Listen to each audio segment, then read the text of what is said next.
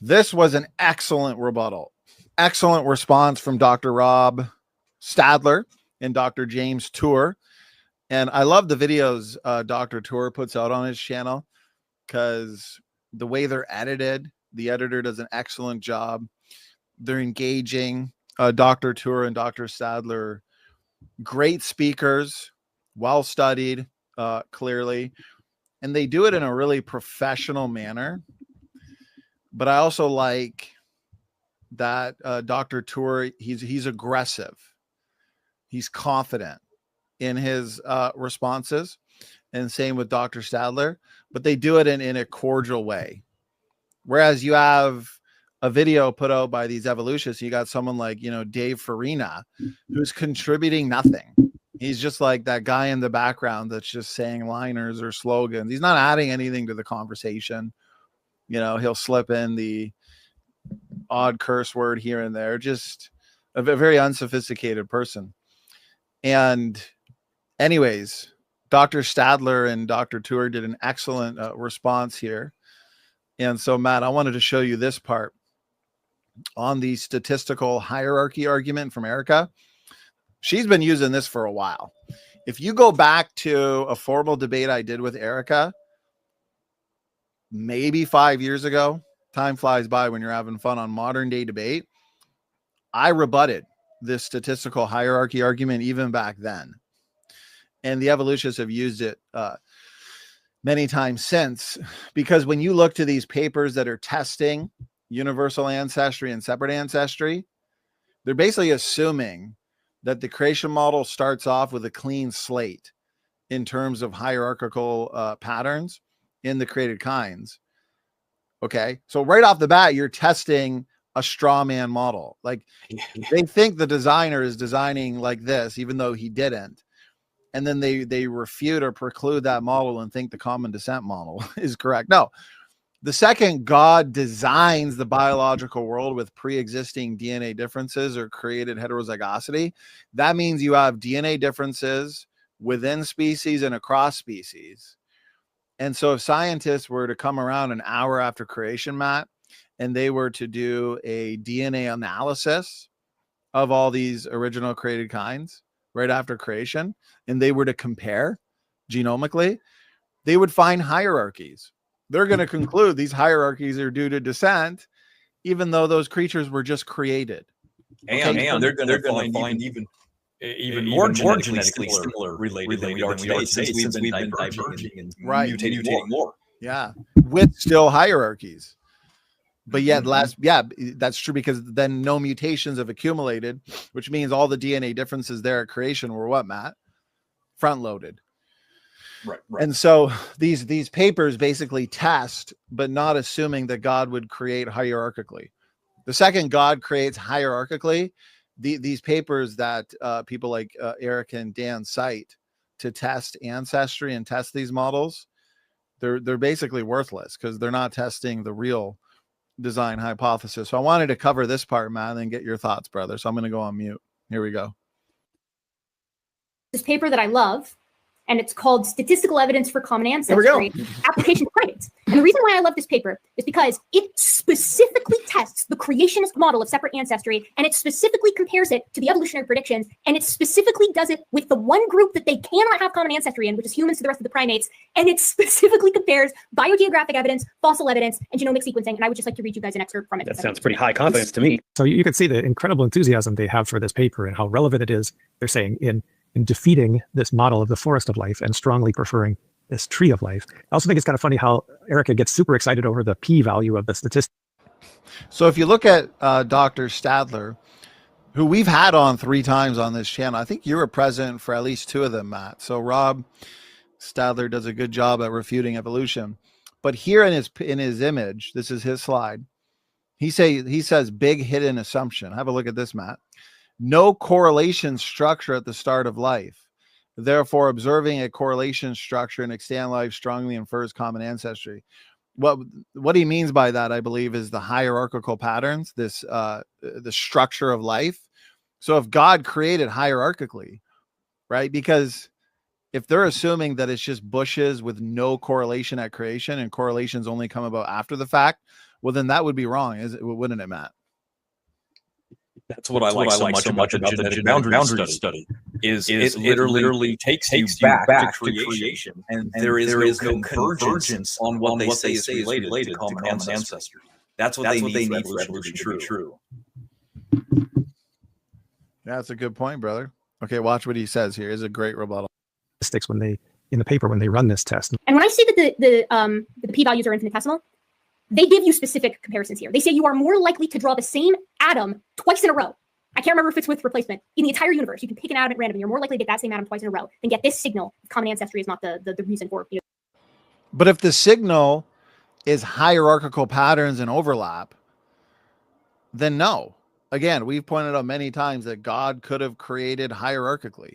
The second you design with pre-existing DNA differences or with created heterozygosity, okay, you're going to have some creatures that are more similar to others and more dissimilar to other creatures. Like humans are more similar genetically and morphologically to chimpanzees than they are to monkeys and bananas and fish and bacteria. Those hierarchical patterns, including the overlap that we would see, would have also been there at creation, although there'd be higher degrees of, I guess, would you say similarity because within the kinds, because no mutation accumulation at that point, right, Matt? Testing my echo. Still there. I'll be back. I can't hear an echo on my end, but or you know what? If I hit mute, is the echo there, Matt? Let me see. Yes, it is. I already changed mine. Let me try something else. No worries, brother. I'll fill the air while you figure that out. And so to the audience, finding hierarchical patterns in the biological world is no surprise. We find hierarchical patterns in the design world. Okay, go to any car lot and you're going to find that sedans share a lot more with a hatchback than they do with a van or an SUV. And yet the sedan, the hatchback, the van, and the SUV, they could be grouped together because they all have a lot more in common than they do with unpowered vehicles like a bicycle or a skateboard. Okay, so you have these natural patterns in the design world, and we find these same patterns in the biological world. And so if you were to do these same tests, okay, and you're testing a design model that has the designer building in hierarchical patterns, then no, the design model is not going to be precluded. Matt, are you there, bro? I can only see the screen, so I can't see you. Okay, Matt might have stepped away. Matt, you just say something when you come back, brother. I'm going to keep playing this. You know, this nested hierarchy that we see with the primates. Oh, stop with your quantitative precision. This is directly this is like the exact thing that you would need to prove wrong if you were a young Earth creationist, and it was blown to smithereens in this paper and in numerous others. Okay, so you see how impressed they are with this paper, and let's just take a look at it over here. This is the paper that they're talking about: statistical evidence for common ancestry, application to primates, and they're so excited about a result like this. We overwhelmingly rejected species and family separate ancestry. That separate ancestry is what we've been calling the forest of life, and this is a statistical term here, basically saying they found it to be infinitely more probable that it was the tree of life than the forest of life. So we look at that paper and we come back here. There's actually a huge straw man assumption. It's the same assumption basically that I just reported about Erica's claim. But when you actually read the methods of this paper, there's this statement.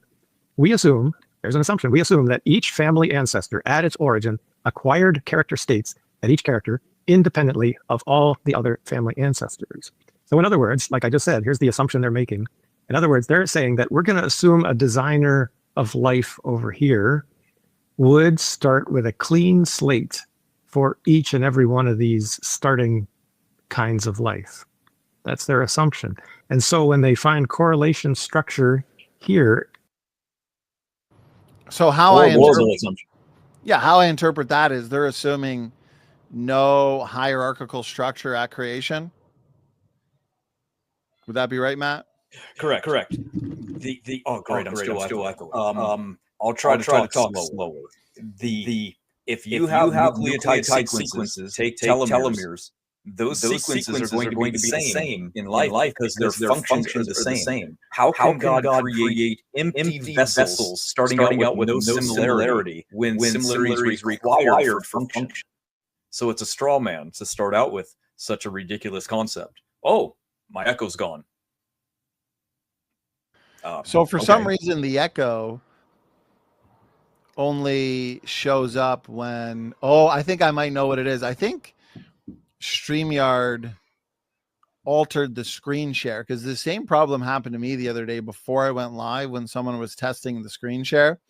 Okay, I'm going to screen share real quick, and I'm going to click audio on. Okay. Look on your end of the screen share and see if there's a little box that you click that says share your own audio or something like that. So I'm going to screen share. Okay. Now you're going to want to mute the screen before you talk. See if there's something there that. There we go. Okay. So we're going to ask the audience now if there is a, I hear no echo, at least. Okay. So isn't that interesting? So now they have you having to, click the mute there. So there's no echo. So I don't know. I had to figure that out the hard way the other day too. So, okay, Matt, reiterate what you were saying, brother, but now without the echo. Go ahead. Okay. I want you guys to look at the forest of life on the right-hand side. What the study did is they assumed that God would create, let's say, the mushroom on the left, but it was like a ghost. It was a ghost mushroom, meaning when you test it, there would be no genetics at all. Because if there were genetics, what would we expect to find if there were genetics in a tree and a mushroom and a wolf? Well, there would have to be some similarity between them because we're only talking about the same nucleotide sequences. Now, this could be easily falsified in two ways. The study wanted to show that common ancestry, universal design isn't true by creating a straw man like the mushroom is empty, the tree is empty, and the dog is empty. And that's how God should have done it. But that makes no sense because a mushroom, a tree, and a dog all would have nucleotide sequences that would be similar in some way, shape, or form based on the function that they do. So everything has like telomeres on the end of a chromosome, right? Those telomeres act as padding. So why would we not find telomeres in other life forms when the function of them is the same? So when we find telomeres and there's similarity between them, does that mean that God didn't design the telomere? Like, of course it would. Well, because things are sharing the telomeres, of course, you're going to find common ancestry when you find any telomeric sequence. So what they did is they created a God that would create things like ghosts and from scratch every single life form. Now that makes no sense. If there was a single God that created everything, we would find the same sequences, we'd find the same RNA, and we'd find the same DNA and the same alleles. And that is what we find. Now, if there were two gods creating different lineages, we might find different forms of life have entirely different things. Like imagine if abiogenesis started on Earth from the RNA world hypothesis, and then life started again in another form, like outside of the RNA world hypothesis, and you now have two totally different life forms evolving on Earth, then we would see that abundant, and we'd be like, okay, I guess one God didn't create everything because he seems like he used two different forms of code to do it. Why would one God do that? So the fact that we do find a universal code points to a single deity creating all life. Now, they created a straw man saying God created everything individually with no genetics at all. Now, how in the world could life exist like ghosts? It just doesn't make sense in a biological world. So that's what they did to refute us. Just so you know, they strawmanned us and then say they debunked us.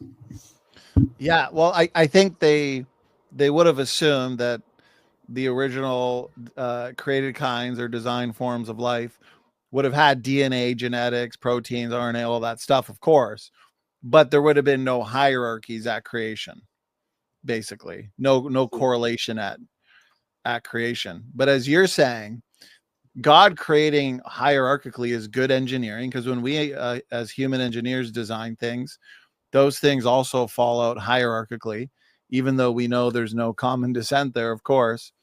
And the nature of polytheism, if you have different building blocks being used for every form of life, right? Maybe for humans, DNA, RNA, proteins, but for another form of life, something foreign, something alien. Well, then it could look like that the universe and life were created by multiple gods. Maybe Norse mythology is true. Maybe Greek mythology is true, right? So the fact that we have the universal code, we have the general nested hierarchical distribution of life. We find this in anatomy, morphology, and genetics. This tells us that this is due to one designer God. So, okay, let's and think about it. The second you add any genetics to something, it's going to be shared with other things that have genetics. So you're already going to be starting with similarity. Doesn't matter how much, even 5% wouldn't matter. Yeah, exactly. Take the original created fruit and then Adam and Eve. They're created at the beginning without shared relationship, but yet they're still going to have some kind of a degree of similarity. Right. A scientist could test the genetics of Adam and Eve, the original created Felid and Canid and Ursidae, let's say bears, and then take original created fruit, test the genetics of that, and there's going to be a hierarchy right at creation. Right there. Yep, right there. Right up the tree that they picked the fruit from and the fruit that they ate. It's good, right there, genetic similarity. Boom. And apparently they're testing a model that doesn't have that. I mean, that's bizarre. What kind of model is that?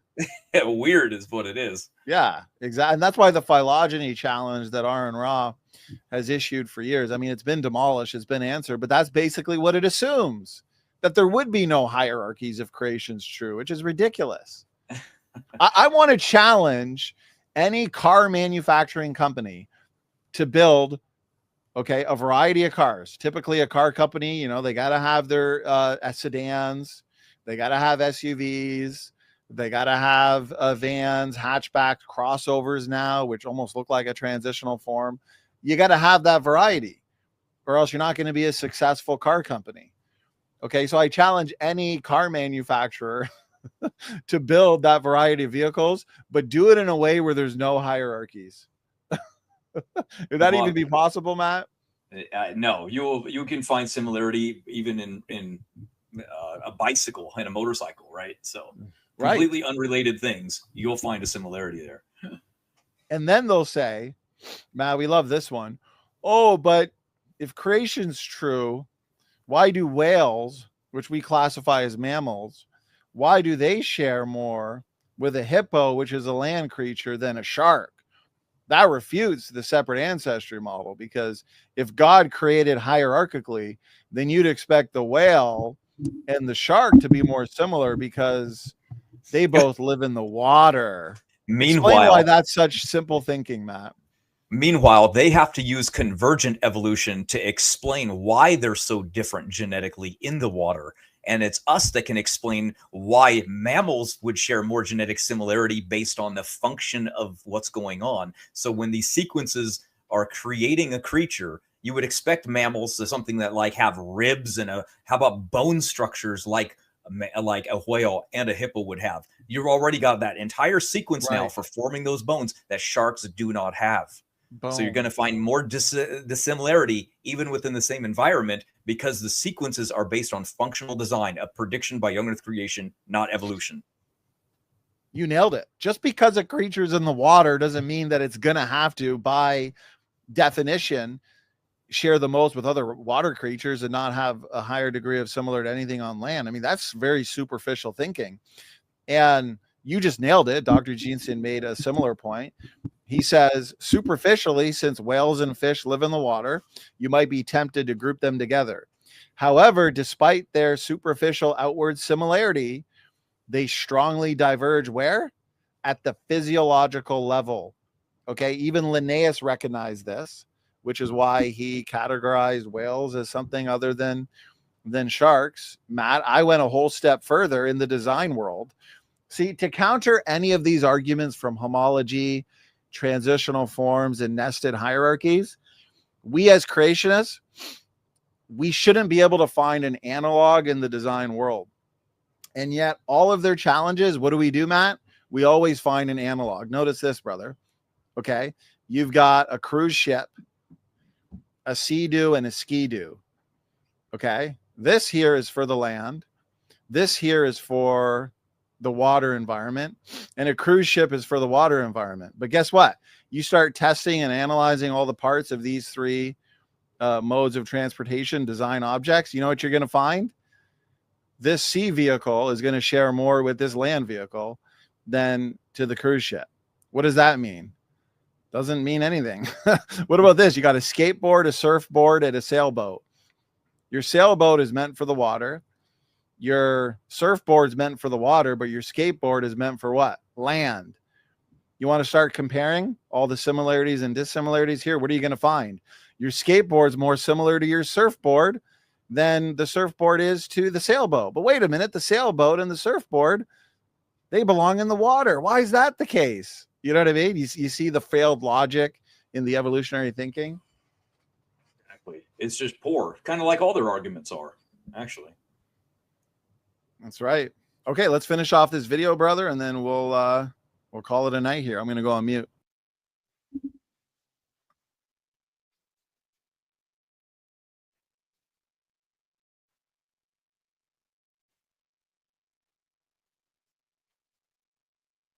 You start with the wrong model, the wrong assumptions, and you're going to end up with a lot of garbage coming out of it. Yeah, that is interesting. So that the p-value, you don't generally. What did he say there? You start with the wrong assumptions, the wrong model, a straw man model, and you're going to get a lot of garbage coming out, Rob Stadler said. And then they use this as some falsification of creation. Isn't that wild, Matt? It's pretty common and typical from what I've seen, though. They do that all the time. They do it so much. By the way, you see that thing right here that says stop sharing? Can you hit the hide one? Because it's hiding some of the words. Oh, yeah. Yeah. Awesome. Thanks. Yeah, but no, we see this time and time and time again. Everything they go, homology refutes evolution. Really? Because it was created by a young earth creationist and predictions were made based on it that ended up coming true. So tell me again how it disproves creation and proves evolution. It makes no sense. It's like they don't understand history like at all. It's amazing. It is amazing, brother. But if you make an assumption that blocks out one area totally, then you could get a p-value that small. And it's interesting that she got really, really excited. Look at the vast difference in professionalism. Like take doctors Rob Stadler and James Tour, put them side by side against Professor Dave, not Professor Dave, I mean, and Aaron Ra. Like, even if I didn't know which model was true, I'm choosing whatever position these guys hold to, right, Matt? I know. They kind of give themselves away in their immature and completely emotional responses. They're yelling and cussing and screaming. They're so mad. Yeah. They get so worked up. They're throwing things, and it's just so wacko. You've got Aaron Ra, part of a satanic temple and church, and just yeah. I mean, you don't have to know anything about whatever this debate is, what the positions are, and you're just like, okay, here's the good guys, they're the bad guys. Yeah. If you were watching this and you didn't speak English and you just watched it, you'd be like, oh man, those other people are crazy. Forget that. I'm with these guys. It's like a typical, Marvel DC comic story or movie. Like you can usually tell yeah, which group is, the Legion of Doom, and then which is, the Justice League or the Avengers. Yeah. And Erica's always like, oh, I'm just agnostic. I don't care either way. Meanwhile, she's wearing a hat that has a Satan skeleton bone hand with a demon poster on the wall next to her. It says demon possession. Yeah, it's great. Yeah, it's like, what is the world? And then she hangs out with God-hating atheists and Satanists. Oh, okay. I'm supposed to believe you're the neutral one. Right. Professor Dave adding absolutely nothing to the conversation either. Very, very rare. But she criticized in her video people who don't do their homework. Do a little homework, That's interesting. I never read the paper. I've assumed this is something for you to study. You went and you studied the paper, the very paper that she looked at, and that points it out that you make this claim, and then it's going to result in the p-value being so small. Yeah, and it's all because. And they're aware of this. Everybody on the evolution side that uses that paper. Grayson brought that up in an open mic challenge that Kent Hovind and I joined a channel, an open mic. This is probably going back a year and a half or so ago, where we were the Creationists, and it was an open mic challenge. So a bunch of people joined, and it was fun. I mean, we had Mark Reed, Grayson, a few others in the militant evolutionist camp join. And Grayson brought up this paper, and I pointed the same thing. I said, it's a good argument if you assume the wrong design model, but if you assume correctly about what the design model would say, then the paper, it's not saying anything. It's just refuting a model that nobody holds to. Because of wrong assumptions. And that's one of my 6 criteria. You know, she's just helping us to prove it out. And this paper is helping to prove it out, that if you start by making assumptions, your confidence in the result goes down rather quickly. So this happens actually one more time in the video. And this is a segment where I was talking about. Okay, we'll do a more thorough review of this video because it really was good one of these days, but I know we got to get going because Dr. Rob Stadler goes into a paper that, and we'll have to review it for me to remember the details, but he cites a paper and makes a good argument that when you actually test ancestry, okay, the evolutionary model and the creation model, but you actually use a creation model that is not a straw man, that starts off with God creating hierarchically and so on and so forth. Because again, Matt, take any creature today. Take a dog. Okay, well, that dog has to be more similar to something. So that domestic dog is going to be more similar to a cat, a tiger, than it is to a banana or a fish. Okay, take a fish now. What's that more similar to? Okay, that fish, let's say a goldfish, is going to be more similar to, let's say, a shark than it is to a mosquito. Okay. Again, we can play this game all day. Take any creature in the biological world, and it has to be more similar to something than it is to other creatures. And so Dr. Rob Stadler, he brings up the paper and he makes some really good points showing that when you actually test this using the correct design model, the design model works out best. So Matt, let me throw it to you, brother. Anything you want to add before we wrap it up? Yeah, I love how they try to go to these new papers like that one, for example, and whether or not it's a straw man doesn't really matter. They're using already failed predictions from their model to now still attack us with ours. So remember, in the 1960s, Ernest Mayr came along and said, in the biological world, we're going to find that distantly related species have no genetic similarity at all because mutations will have scrambled their genome to oblivion and there will be no similarity. What did we find? Low genetic diversity in all life, the exact opposite of that prediction. So now they try to use it as their best evidence for evolution when it was a falsification of the theory to begin with. So how in the world can they come along and say, well, now this refutes young Earth creation? Oh, no, it doesn't. It confirms it yet again.